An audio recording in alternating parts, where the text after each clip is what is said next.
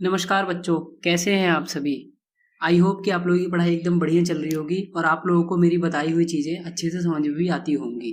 फिर भी यदि आप लोगों की चैप्टर से रिलेटेड कोई डाउट हो, कोई सजेशन हो, कोई ओपिनियन हो जो आप मेरे साथ शेयर करना चाहते हो, तो आप लोग विदाउट हेजिटेशन के उसको कमेंट बॉक्स में मेरे से पूछ सकते हैं।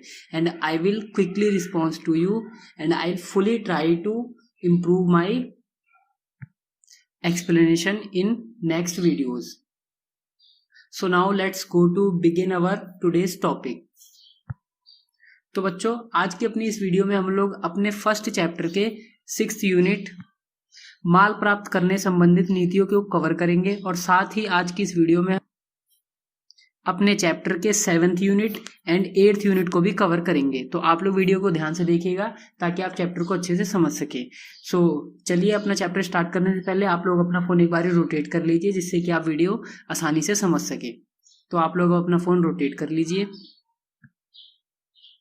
जैसा कि आप लोग जानते ही हैं, हमारा 6th टॉपिक है माल प्राप्त करने संबंधित नीतियां और उसका सब यूनिट है उपमहाद्वीप व उसके आगे से आने वाला माल। तो बच्चों, इस यूनिट में हमको यह जानना है कि हड़प्पा सभ्यता में जो भी शिल्प उत्पादन के कार्य होते थे, उन कार्यों के लिए हड़प्पावासी किन किन स्थानों से कच्चे माल की प्राप्ति करते थे, जैसे कि शंख, धातु, लकड़ी, इन चीजों की प्राप्ति वो लोग किन किन स्थानों से करते थे। या फिर यूं समझ लीजिए कि हड़प्पा सभ्यता में शिल्प उत्पादन के कार्य के लिए कच्चा माल कहाँ से आता था। तो आइए स्टार्ट करते हैं। तो बच्चों, जैसे कि हड़प्पा वासियों ने शंख की प्राप्ति के लिए सर्वप्रथम अपनी बस्तियां हड़प्पा सभ्यता के 2 क्षेत्रों बालाकोट और नागेश्वर में स्थापित की, जहां से उनको शंख की प्राप्ति होती थी। और ठीक इसी प्रकार उन लोगों ने वर्तमान अफगानिस्तान के शोरतुघई नामक स्थान पर अपनी बस्तियां स्थापित की, जिससे कि उनको नीले रंग के पत्थर यानी लार्जवर्थ मणि की प्राप्ति उन बस्तियों से होती थी।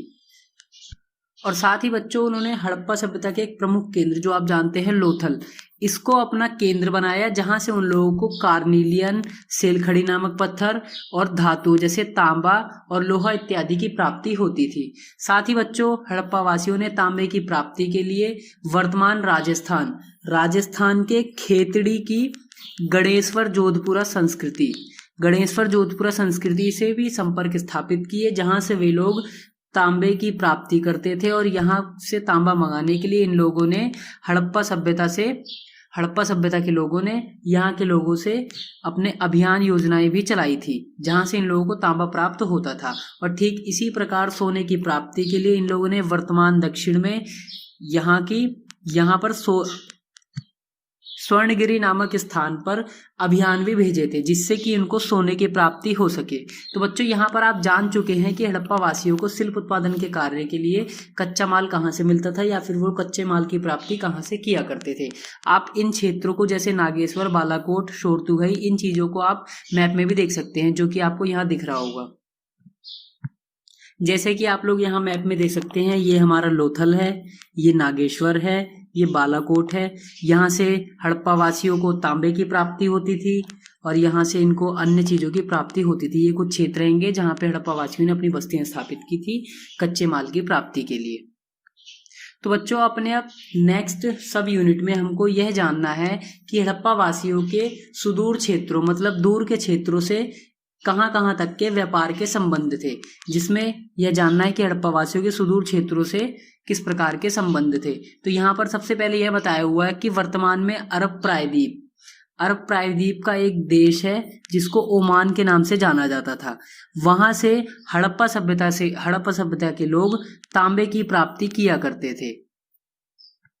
और साथ ही बच्चों, इसी ओमान से हम लोगों को एक हड़प्पाई मर्तबान खोजों के दौरान प्राप्त हुआ है, जिस पर काली मिट्टी की मोटी परत चढ़ाई गई थी और ऐसा माना जाता है कि शायद इसमें तरल पदार्थ रखे जाते थे।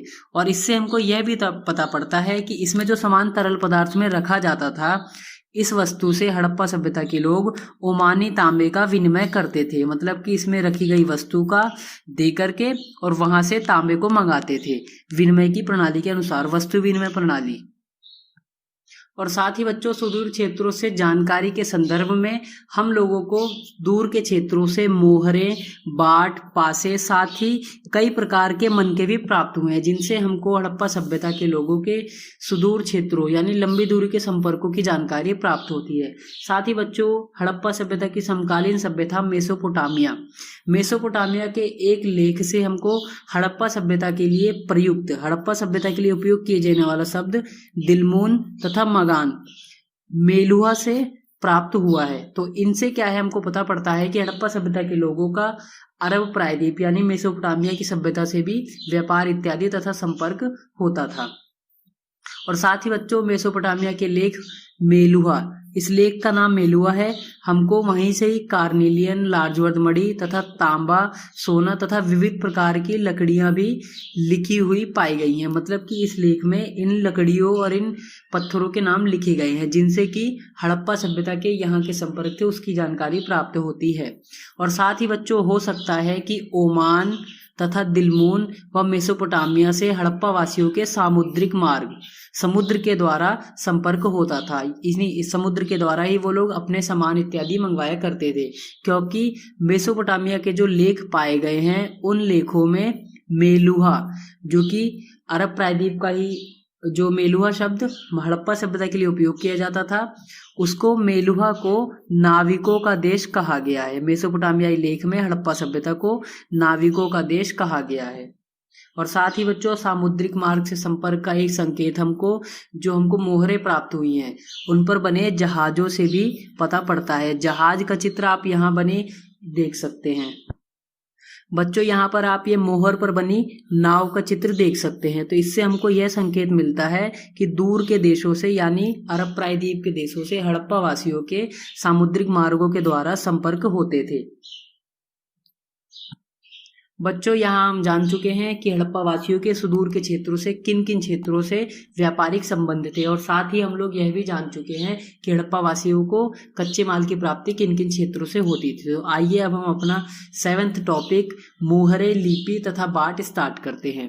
तो बच्चों जैसे कि आप लोग पता होगा कि चैप्टर की स्टार्टिंग की फर्स्ट वीडियो में ही मैंने आप लोगों को मोहरों के बारे में बता दिया था कि मोहरों की क्या विशेषताएं हैं। तो यहाँ पर अब हमको मोहरों से संबंधित थोड़ा बहुत ही समझना होगा, और शायद ये स्टोरी भी मैंने आप लोगों को उसी मोहरों के टाइम पर ही बता दी थी। तो जैसे कि आपको पता है कि मोहरों का प्रयोग लंबी दूरी के संपर्कों को सुविधाजनक बनाने के लिए किया जाता था। और जैसे कि एक स्टोरी मैंने आपको बताई थी, जब हड़प्पा वासियों को सामान से भरा एक थैला किसी दूसरे स्थान पर भेजना होता था, तो उसके ऊपर वो लोग क्या करते थे, जैसे कि एक थैला लिया, उसमें अपना सामान रख दिया और इसके ऊपर थोड़ी सी गीली मिट्टी रख के उन लोगों ने अपनी मोहर 2-4 मोहरें रख करके उसको दबा दिया और उस पे अपनी मोहर की छपाई छोड़ दी। तो उस छपाई को ही मुद्रांकन कहा जाता था। मुद्रांकन का अर्थ है छपाई। तो उस मिट्टी पर उनकी मोहर की छपाई छप जाती थी, जिससे कि मोहर पर, उस थैले पर उस मोहर का निशान आ जाता था। और यदि वह थैला अपने स्थान पर पहुंचने तक बिल्कुल ठीक रहता था, उस मोहर का निशान बिल्कुल ठीक रहता था, तो उससे यह पता पड़ जाता था कि उस थैले के साथ कोई भी छेड़खानी नहीं हुई है और उसके अंदर का रखा सामान बिल्कुल ही सुरक्षित है। तो मोहरे और मुद्रांकन का प्रयोग किस लिए होता था यहाँ पर आप जान चुके हैं, और बाकी मोहरे की विशेषताएं वो मैंने आपको चैप्टर की स्टार्टिंग में ही बता दी थी। आइए अब अपना 7.2 यूनिट स्टार्ट करते हैं, जिसमें हमको हड़प्पा सभ्यता की लिपि यानी एक रहस्यमय लिपि के बारे में जानना है। तो बच्चों जैसे कि आपको मैं बता दूं, हड़प्पाई लिपि वर्णमालीय मतलब कि शब्दों वाली लिपि नहीं थी, बल्कि एक चित्रमय लिपि थी, जिसके प्रत्येक चिन्ह हमको किसी स्वर या भाव के बारे में बताते थे। आप यहाँ पर हड़प्पा सभ्यता की लिपि के इन चित्रमय चिन्हों को देख सकते हैं। बच्चों यहाँ पर हड़प्पाई लिपि के चिन्हों को देख सकते हैं, तो आप इन चिन्हों को देख करके ही समझ रहे होंगे कि ये किसी स्वर या भाव को बताना चाह रहे हैं। और बच्चों इस लिपि के चिन्हों की संख्या 375 से लेकर के 400 तक पाई गई है। जैसे कि आप लोग जानते हैं हमारे अल्फाबेट्स में 26 नंबर होते हैं, उसी प्रकार ही इस लिपि में 375 से 400 के बीच चिन्हों की संख्या पाई गई है। और साथ ही बच्चों सबसे महत्वपूर्ण बात यह है कि यह लिपि दाईं ओर से बाईं ओर लिखी जाती थी। क्योंकि जो हमको मोहरें प्राप्त हुई हैं उसमें दाईं ओर तो चौड़ा अंतराल है और बाईं ओर यह संकुचित है, जैसे कि लिखते समय जगह कम पड़ गई हो। जैसे मानिए कि लिपि को उस मोहरों पर इधर से लिखना स्टार्ट किया गया हो और यहाँ पर थोड़ी जगह बची है, तो इससे हमको यह संकेत मिलता है कि यह लिपि दाईं ओर से बाईं ओर लिखी जाती थी। और इस लिपि की लिखावट हमको मोहरों पर, तांबे के औजारों पर, मर्तबानों पर, आभूषणों तथा लघु पट्टिकाओं, साथ ही एक बड़े सूचना पट्ट पर भी प्राप्त हुई हैं। और बच्चों ऐसा माना जाता है कि इन मोहरों पर इस लिपि में जो लिखा गया है वह अवश्य ही इस मोहर की मालिक की पदवी को दिखाता होगा। और साथ ही इस मोहरों पर जो जानवरों के चित्र बने हैं, जैसे कि मैंने आपको मोहरों की विशेषताओं के दौरान बता दिया था, तो वह जानवर अनपढ़ लोगों को संकेत के रूप में बनाए गए होंगे ताकि वह लोग इस मोहर पर बने जो चीज चित्र बना है उसको अच्छे से समझ सके, यानी कि वह जानवर अनपढ़ लोगों को उस मोहर का अर्थ बताता था। और साथ ही बच्चों इस लिपि को अभी तक पढ़ा नहीं जा सका है किसी भी विद्वान के द्वारा, इसीलिए इसका रहस्य आज तक बना हुआ है। इसीलिए इस लिपि को रहस्यमय लिपि कहा जाता है। आइए अब अपना नेक्स्ट यूनिट बाटों के बारे में जानते हैं। बाट आप लोगों को पता होगा, वही जो वेट काउंट करने के लिए यूज किए जाते हैं। तो बच्चों जो हड़प्पाई बाट होते थे वो चर्ट नामक पत्थरों से बनाए जाते थे और यह आकार में घनाकार होते थे। आप यहाँ पर इन बाटों की फोटो भी देख सकते हैं। ये जो बॉक्स टाइप में आपको दिख रहे हैं यही हमारे बाट होते हैं। ये घनाकार आकार के ये हमारे बाट हैंगे जो हड़प्पा सभ्यता से हमको खोजों के दौरान प्राप्त हुए हैं और यह चर्ट नामक पत्थरों से बने होते थे। और बच्चों इन बाटों का जो निचले स्तर का जो वेट होता था वह मुख्यतः 1, 2, 4, 8, 16 के आधार पर यानी द्विआधारी होता था। और साथ ही जो ऊपरी स्तर के जो बड़े बाट होते थे वह दशमलव पद्धति के आधार पर बनाए जाते थे, मतलब कि 320, 640, तो इस आधार पर दशमलव पद्धति के आधार पर यह बाट बनाए जाते थे।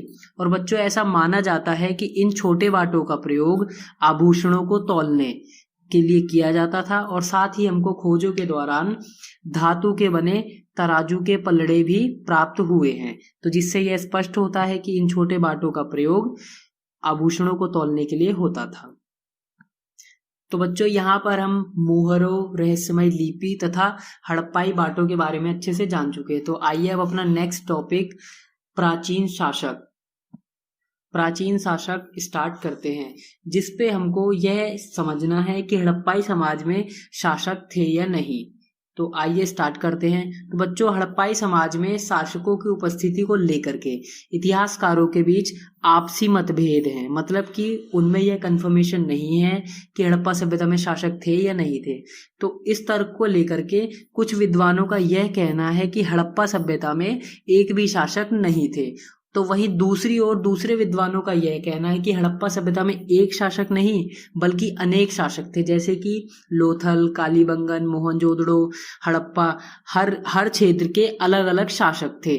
और साथ ही वहीं तीसरे मत वाले विद्वानों का यह कहना है कि यह पूरा का पूरा क्षेत्र एक ही राज्य था और पूरे क्षेत्र में केवल एक ही राजा था। तो यह जो विद्वान कहते हैं कि हड़प्पा सभ्यता में एक ही राजक था और पूरा का पूरा एक ही राज्य था, उन विद्वानों का यह तर्क निम्नलिखित बिंदुओं के आधार पर स्पष्ट होता है, क्योंकि वह विद्वान कहते हैं कि हड़प्पा सभ्यता की सभी बस्तियां नियोजित थी, क्योंकि वहां की गलियों को, नालियों को, आवासों को पूर्णतः नियोजन के साथ बनाया गया था।